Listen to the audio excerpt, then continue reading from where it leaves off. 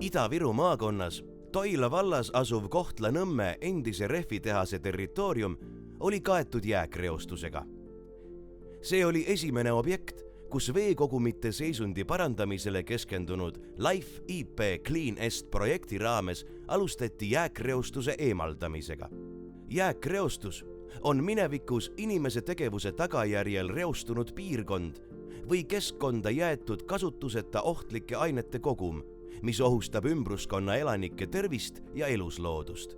Kohtla-Nõmme endise rehvitehase territooriumi jääkreostus likvideeriti 2020. aastal. Endise rehvitehase territooriumil tekkinud reostus on pika aja jooksul tekkinud jäätmete valesti käitlemise tõttu.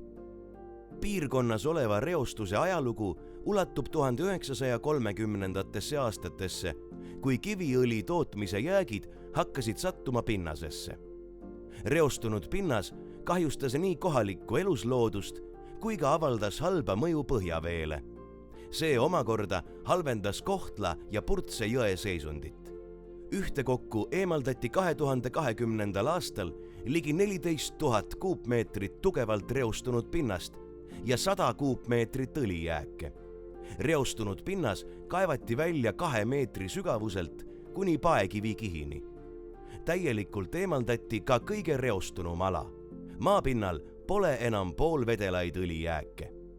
Tehtud tööd tagavad tulevikus põhjavee seisundi paranemise ning aitavad kaasa Kohtla ja Purtse jõe seisundi parandamisele.